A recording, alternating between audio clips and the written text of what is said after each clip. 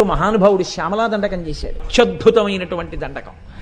ఆవిడ ఎక్కడ ఉంటుందో దగ్గర నుంచి చెప్పేశాడండి శ్యామలా దండకంలో.